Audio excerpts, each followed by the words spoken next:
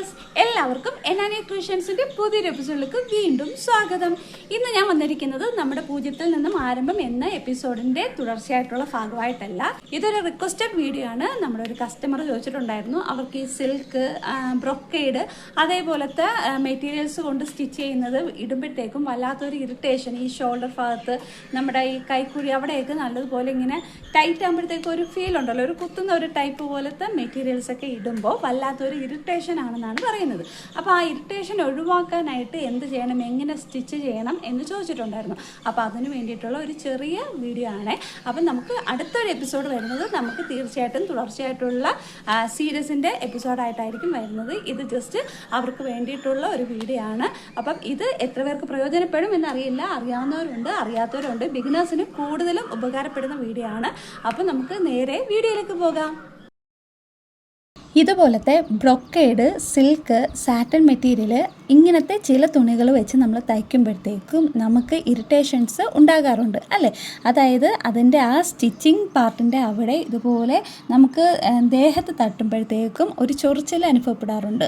പ്രത്യേകിച്ചും വേനൽക്കാലത്ത് ചൂട് സമയത്തൊക്കെ ഇതൊക്കെ പുറത്തേക്ക് ഇട്ടിട്ട് പോകുമ്പോഴത്തേക്കും വല്ലാത്തൊരു അൺകംഫർട്ട് നമുക്ക് തോന്നാറുണ്ട്. പ്രത്യേകിച്ചും കുട്ടികൾക്ക് ഇത് ഇട്ട് കൊടുക്കുകയാണെങ്കിൽ അവർ കരഞ്ഞ് ബഹളം വെച്ച് ഇത് ഊരിപ്പിക്കാറുമുണ്ട്. ഓക്കെ, അപ്പം അങ്ങനെയുള്ള ആ സമയങ്ങളിൽ ഇത് എങ്ങനെ നമുക്ക് ഇറിറ്റേഷൻ ഇല്ലാതെ സ്റ്റിച്ച് ചെയ്തെടുക്കാം എന്നുള്ളതാണ് ഈ വീഡിയോയിൽ തുടർന്ന് കാണിക്കാൻ പോകുന്നത്. അപ്പം ഞാനിവിടെ നെക്ക് സെറ്റ് ചെയ്ത് വെച്ചിട്ടുണ്ട്. നെക്ക് സ്റ്റിച്ച് ചെയ്ത് ഷോൾഡർ ജോയിൻ ചെയ്തതിന് ശേഷമാണ് നമ്മൾ സ്ലീവ് അറ്റാച്ച് ചെയ്ത് കൊടുക്കുന്നത്. നോർമലായിട്ട് നമ്മൾ സ്ലീവ് എങ്ങനെയാണ് അറ്റാച്ച് ചെയ്യുന്നത്? നമ്മൾ നോർമലായിട്ട് സ്ലീവ് അറ്റാച്ച് ചെയ്യുന്നത് സ്ലീവിൻ്റെ എൻഡ് പോയിൻ്റ് ആദ്യം മടക്കി അടിക്കും.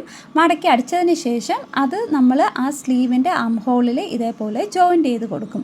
അപ്പോൾ ആ ജോയിൻ്റ് ചെയ്ത് കൊടുക്കുമ്പോഴത്തേക്കും അതിൻ്റെ ആ സ്റ്റിച്ചിങ്ങിൻ്റെ സീം അലവൻസ് ഇതേപോലെ ഇവിടെ പൊങ്ങി നിൽക്കും. അപ്പോൾ അതാണ് നമ്മുടെ ശരീരത്ത് ഇങ്ങനെ ഉരസുമ്പോഴത്തേക്കും നമുക്ക് ഇറിറ്റേഷൻസ് ഉണ്ടാകുന്നത്.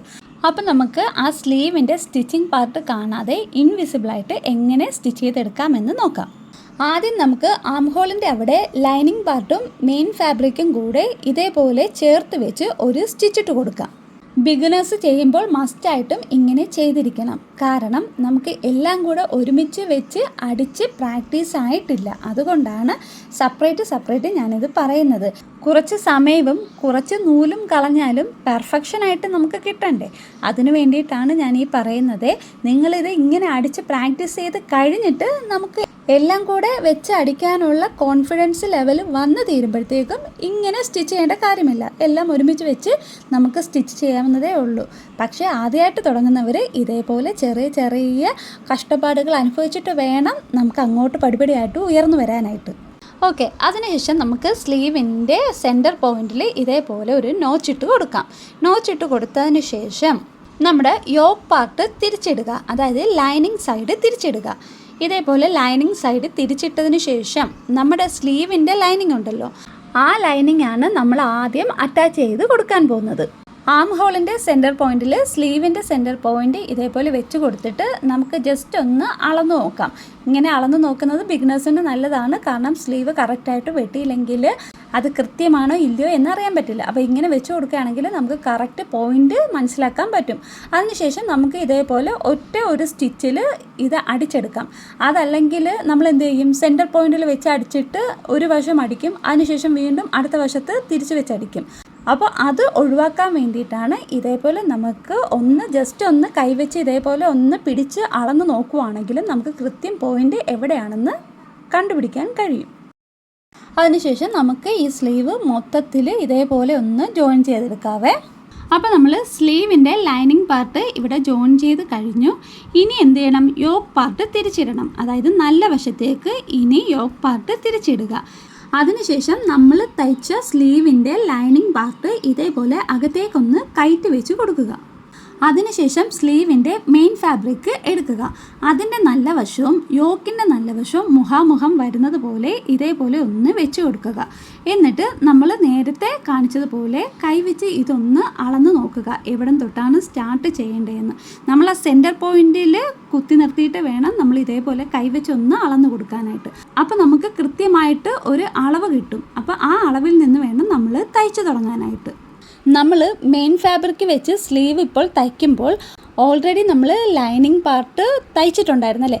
അപ്പോൾ ആ തയ്ച്ചതിൻ്റെ ഒരു സ്റ്റിച്ചിങ് നമുക്ക് ഈ വശത്ത് കാണാൻ പറ്റും. അപ്പോൾ ആ സ്റ്റിച്ചിങ് നമുക്ക് പുറത്തോട്ട് തള്ളി നിൽക്കുന്ന രീതിയിൽ നിങ്ങൾ ഒരിക്കലും തയ്ക്കരുത്. കാരണം ഇപ്പോൾ നിങ്ങൾ മെയിൻ ഫാബ്രിക്കാണ് തയ്ക്കുന്നത്. ഈ ഫാബ്രിക്ക് തയ്ച്ചിട്ട് നമ്മൾ സ്ലീവ് അങ്ങോട്ട് മറക്കുമ്പോഴത്തേക്കും സ്റ്റിച്ചിങ് പുറത്ത് കാണാൻ പറ്റും. അങ്ങനെ കാണുന്ന രീതിയിൽ നിങ്ങൾ തയ്ക്കരുത്. ആ സ്റ്റിച്ചിങ്ങിൻ്റെ തൊട്ടടുത്ത് വേണം നിങ്ങൾ മെയിൻ ഫാബ്രിക്ക് വെച്ച് അടിക്കുമ്പോഴത്തേക്കും സ്റ്റിച്ചിങ് വീഴാനായിട്ട്.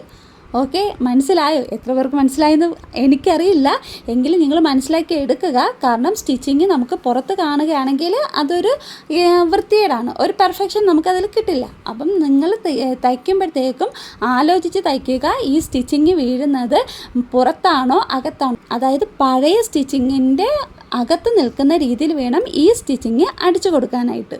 പറഞ്ഞു തന്ന് എനിക്ക് വട്ടായി പോകുമെന്ന് തോന്നുന്നു. ഓക്കെ, അപ്പം നമ്മളിവിടെ സ്ലീവ് സ്റ്റിച്ച് ചെയ്ത് കഴിഞ്ഞു. നോക്കിക്കേ, അപ്പം അകത്തും അതിൻ്റെ തുമ്പ് കാണാനില്ല, പുറത്തും അതിൻ്റെ തുമ്പ് കാണാനില്ല ഗായ്സ്. അപ്പം നല്ല വൃത്തിക്ക് നമ്മളിത് അടിച്ചെടുത്തിട്ടുണ്ട്.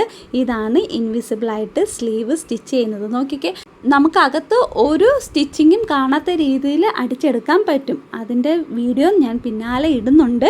ഓക്കെ, ഇപ്പം ഇത് അത്യാവശ്യമായതുകൊണ്ടാണ് ഞാൻ ഈ സ്ലീവിൻ്റെത് മാത്രമായിട്ട് ഇട്ടത്. ഓക്കെ, നിങ്ങൾക്കിത് ഉപകാരപ്പെട്ടെങ്കിൽ ഒന്ന് ലൈക്ക് ചെയ്യുക, കൂടെ ആ സബ്സ്ക്രൈബ് ബട്ടൺ പ്രസ് ചെയ്ത് എന്നെ ഒന്ന് സപ്പോർട്ട് ചെയ്യുക. പുതിയൊരു വീഡിയോ ആയിട്ട് നമുക്ക് വീണ്ടും കാണാം. അതുവരേക്കും ബൈ ബൈ.